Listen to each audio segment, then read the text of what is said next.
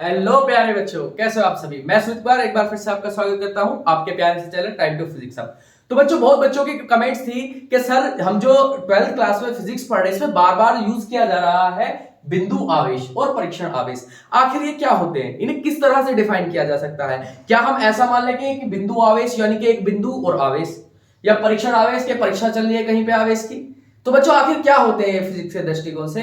तो देखिए, एक बात और भी है कि जब तक हम इनका डिफरेंस नहीं समझ पाएंगे कि तो आमतौर पर सभी डेरिवेशन में यही यूज हो रहे हैं हमारे, एक तो बिंदु आवेश और परीक्षण आवेश। तो बिल्कुल सही आपका कमेंट था बच्चों। तो उसी बात को देखते हुए मैं आपके लिए वीडियो लेके आया हूं। जैसा कि हम हमारे चैनल का उद्देश्य है कि यदि आपका कोई भी समस्या आ रही है तो आप हमें कमेंट तो करिए, आपको उसका 100% सॉल्यूशन मिलेगा। ऐसा नहीं होगा कि हम सिर्फ आपका क्वेश्चन देखेंगे और उसको इग्नोर कर देंगे, ऐसा नहीं होगा। जैसे ही मेरे पास आपका क्वेश्चन आएगा 100% उसके ऊपर आपको लेक्चर देखने के लिए मिलेगा। क्लियर बच्चों। तो आइए समझते हैं हमको कि क्या डिफरेंस है दोनों में, किसको बिंदु आवेश को किसे क्या कहा जाता है और परीक्षण आवेश किसे कहा जाता है। तो समझते हैं पहले बिंदु आवेश का मतलब क्या होता है। देखिए, पॉइंट चार्ज, बिल्कुल सही बात है। जो जितना आपने सोचा होगा कि छोटा सा बिंदु सा, बिल्कुल सही बात है कि वैसा ही चार्ज होता है। लेकिन इसको डिफाइन कैसे करते हैं। ये इतना छोटा आवेश होता है बच्चों, इसके आवेश की मात्रा इतनी छोटी होती है कि इसका ना तो कोई क्षेत्रफल होता है और ना ही कोई आयतन होता है। जबकि बच्चों एक बात और भी है कि अगर हम मैथमेटिकल दृष्टि से देखें कि अगर मैंने इसमें बोर्ड पर ही देखिए, ये मैंने यहां पे बिंदु भी लगाया तो इसने भी कुछ ना कुछ स्थान घेरा होगा, यानी कि इसका भी कुछ ना कुछ क्षेत्रफल रहा होगा। तो क्या ऐसा पॉसिबल है को कोई बिंदु हो और उसका क्षेत्रफल ना हो? सोचिए जरा। तो अगर हम फिजिक्स की बात कहें तो ऐसा सिर्फ हम पढ़ने के लिए ले रहे हैं, एजम्पशन के लिए। वास्तव में ऐसा संभव नहीं है कि किसी भी बिंदु आवेश का कोई क्षेत्रफल और कोई आयतन ना हो। तो फिर भी चूंकि हमें पढ़ने के लिए है, किस आधार पर पढ़ने के लिए है उसको हम समझ लेते हैं। तो हम क्या कह रहे हैं बच्चों, इसमें हम इस तरह से लिख सकते हैं। पहली बात हम क्या जाने बिंदु आवेश के बारे में, कि आवेश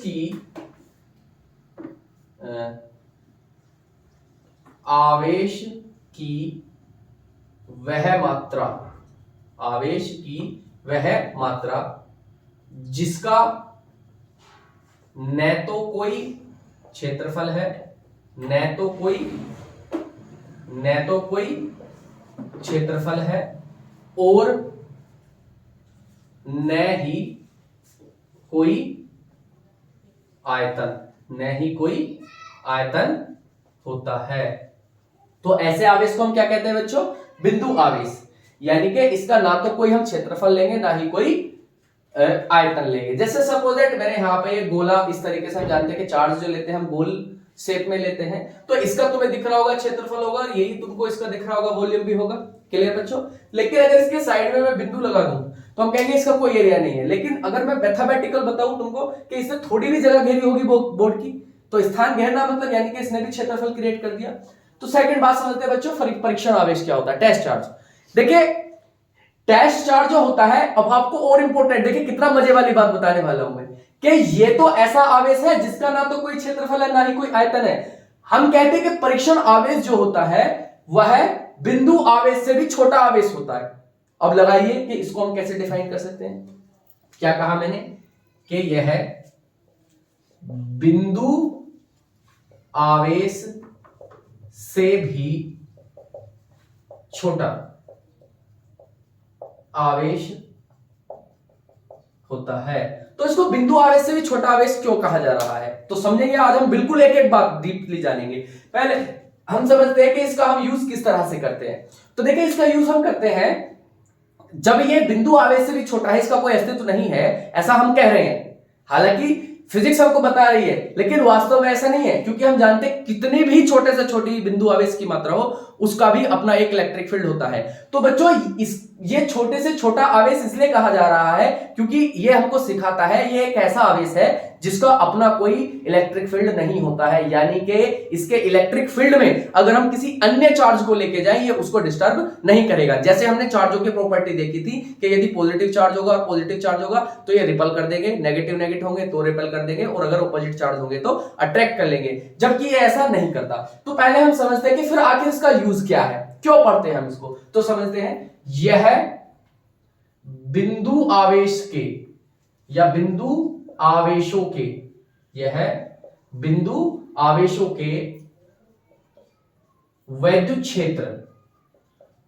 क्षेत्र का पता लगाता है। पता लगाने का मतलब ऐसे नहीं कोई लापता हो गया उसको खोजने गया है, नहीं, सिर्फ क्या कर रहा है कि सपोज दैट यहाँ पे कोई चार्ज, पॉइंट चार्ज है प्लस क्यू, तो अगर मुझको इसका इलेक्ट्रिक फील्ड बताना है कि कहां तक होगा, तो मैं इसके नियर बाय किसको लेके जाऊंगा, किसी टेस्ट चार्ज को लेके जाऊंगा। तो हमको जहां से ये टेस्ट चार्ज अट्रैक्शन या रिपल का फोर्स का अनुभव करेगा, फील करेगा, वहीं से हम कह देंगे वहां पे हमारा इलेक्ट्रिक फील्ड जनरेट हुआ है। क्लियर बच्चों? तो इस तरीके से ये करता है। तो हम ऐसे भी लिख सकते हैं to trace the electric field of point charge, यानी कि इसका यूज हम कहां पे कर रहे हैं बच्चों, किसी पॉइंट चार्ज के इलेक्ट्रिक फील्ड को ट्रेस करने के लिए। तो बच्चों आते हैं इस पे सेकंड प्रॉपर्टीज को हम क्या लिखते हैं कि इसे क्यू से प्रदर्शित करते हैं, इसे क्यू से प्रदर्शित करते हैं। तो बच्चों इसे हम क्यू नोड यानी कि Q0, इसे क्यू नोड से प्रदर्शित करते हैं, क्यू नोड से प्रदर्शित करते हैं। तीसरी बात बच्चों हमने इसमें क्या जानी कि यह धनात्मक मतलब प्लस क्यू तथा ऋणात्मक यानी कि माइनस क्यू दोनों हो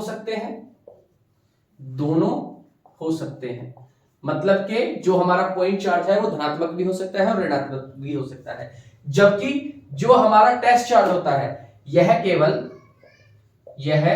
केवल धनात्मक यानी कि प्लस क्यू नोड होता है।